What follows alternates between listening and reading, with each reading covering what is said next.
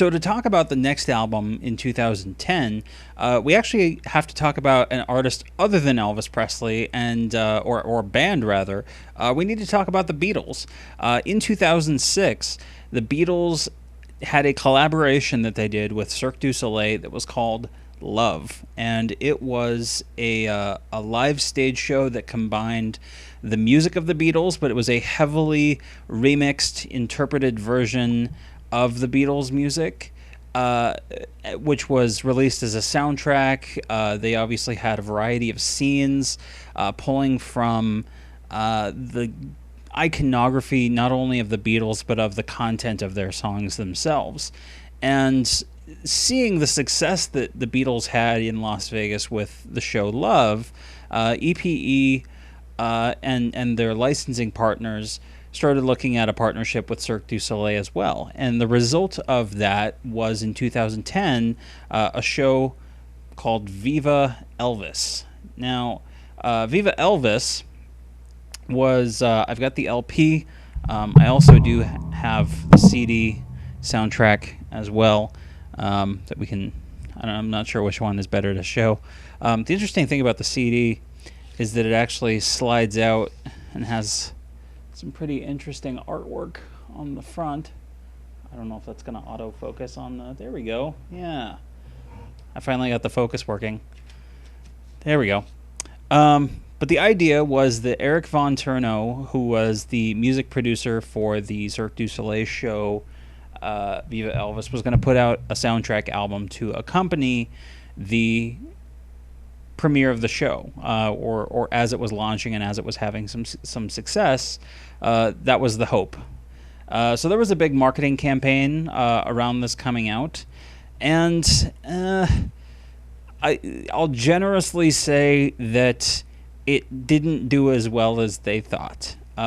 We did a whole episode about Viva Elvis on TCB Cast, where we talked about, we called it the Not So Viva Elvis review, and we actually dove into some of the problems with the show where it didn't really know tonally what it wanted to be. Was it going to be a biographical kind of look at Elvis and his life and his career? Was it going to be like Beatles Love and it was more interpretive of certain iconography and imagery that's associated with Elvis? Or was it just going to be a Cirque show? Or was it a live theatrical musical production? It kind of tried to be all of them, which is kind of the problem. But there was an album that came out and accompanied it, which was this Viva Elvis album. And I was actually really hyped for this at the time because they were actually, for the first time, throwing resources full force behind a complete remix album or a reworking album that they hadn't done since the 80s with the Guitar Man album. And what ended up being released was, as it turns out, a very, very cut down version of the songs that were part of the show. But it's a nice snapshot musically of what the show kind of had to offer. And it works kind of as a concept album, kind of walking you through not necessarily Elvis's life or career, but certainly touching on iconic songs. And they don't do it as much as, because the Beatles, if you are familiar with Love and the soundtrack, you'll know that they used snippets from various Beatles songs in other Beatles songs, playing off the musicality of their songwriting and really showing that they had a cohesive catalog of material to work with.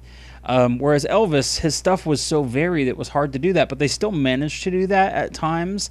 Notably, right off the top, you've got the opening, which is, of course, 2001: A Space Odyssey, also Sprach Zarathustra, which goes into Blue Suede Shoes. And there's a little revelation where it comes in with this, this very heavy guitar, and it goes all the way through. And the first time I heard it, I was actually not entirely sure how to feel about it, because I didn't quite understand what they were going for with it. And as it turns out, at the end, you get a little snippet of the guitar riff from this song that was originally recorded but was then cut from Girls, Girls, Girls. It was called Plantation Rock. and it's this da da da da da da da da da da da da da da da, and then all of a sudden, when you go back and you listen to the track, they've slowed down and used those chords as the guitar part throughout the entire song, and it's this revelation that, oh, they're taking pieces while not necessarily always using the audio sample from Elvis's music. They're using some of the musical ideas from Elvis's other songs and placing them in another context. So then you've got That's All Right Mama, which goes for sort of an 80s rock, think, Rock This Town by I think that was the Stray Cats. It's more of an updated rockabilly style. Heartbreak Hotel goes for this very, very bluesy swamp rock feel. Love Me Tender, they actually have Elvis duetting with a vocalist from the show. King Creole is actually one of the songs that's much closer to how the original is performed. They do emphasize more of the sort of New Orleans type sound, and they throw in snippets of what was the song where he does the kind of scatting? New Orleans. Well, I guess it's the song New Orleans, where he does sort of that scatting of, you ain't never seen those Cupid dolls like they got them down in New Orleans. And they do actually also change up some of his phrasing to make it more of almost a hip-hop type phrasing on a couple lines.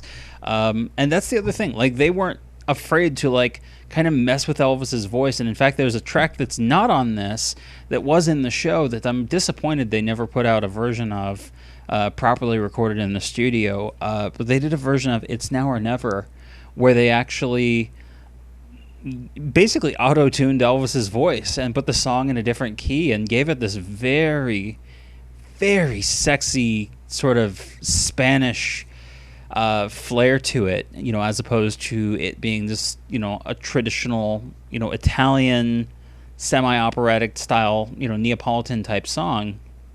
They went for Spanish, very smooth and sexy. Speaking of Spanish, smooth and sexy, Bossa Nova Baby on side B of the album, or I guess it would just be track 6 or whatever it is on the 6 or 7. Just so you can see what the back looks like. There's that.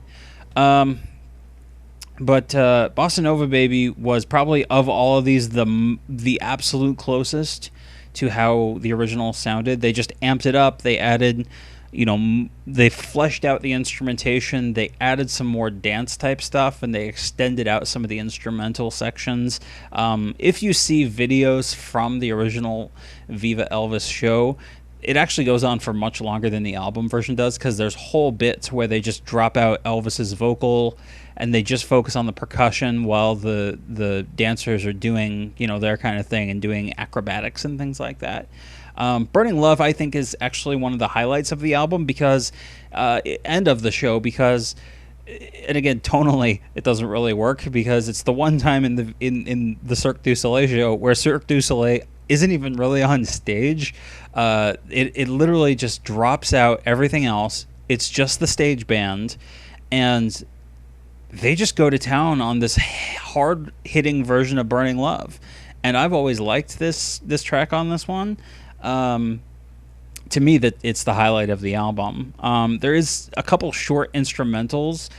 They use a little bit of Memories from the 68 Comeback Special without using any of Elvis's vocal, and same with You'll Never Walk Alone.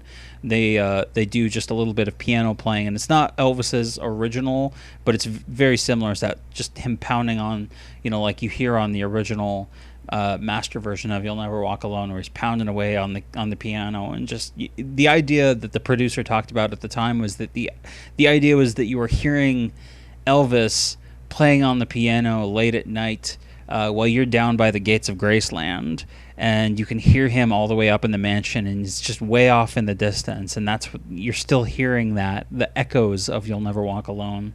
There's a version of Can't Help Falling in Love in here that is all right. Again, they have it as a partial duet with one of the female vocalists from the cast. What's more interesting is that it's also sort of a medley with a little bit of Love Me that they turn into this kind of weird remix. and they loop the "Oh yeah" part of "Love Me." Oh yeah, something like that. But they just keep looping it over and over and over, and it kind of becomes this own like gospel influenced type thing on its own. And then finally it ends with "Suspicious Minds," and it's a contemporary sort of 80s 90s pop rock version of "Suspicious Minds," which is fine. It's all right. I really like this album. I have an affinity for it. It grew on me, but I understand why it didn't do as well as it did. I understand why people were, upset with what they were doing to Elvis's music. But granted, like, you don't really hear about this outside of any other context than Viva Elvis anymore. Like, just talking about that weird project that they did, and you really only hear about that in the Elvis fan community. Like, you don't hear random people talking about some 10-year-old Cirque du Soleil project about Elvis in 2020. It's just not a thing that happens. But Bossa Nova Baby did have a nice marketing campaign behind it at the time, although there were a few songs released as singles. I know Suspicious Minds was the first one that came out, and then I've got a digital single, and I think edited versions of Heartbreak Hotel. No, That's All Right Mama, and I think King Creole.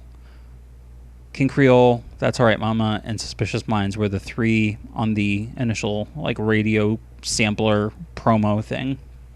But again, it was an interesting project. The problem is that, again, I don't think they really knew what the show wanted to be, and that was what led to more of the problems with this, because it's not really a soundtrack to the show. It kind of stands on its own as its own thing, but it wasn't really marketed that way, and so you can't really take it that way. It just sort of stands alone as an interesting project. So it's a fascinating footnote in the posthumous releases of Elvis's career. Very, very interesting release.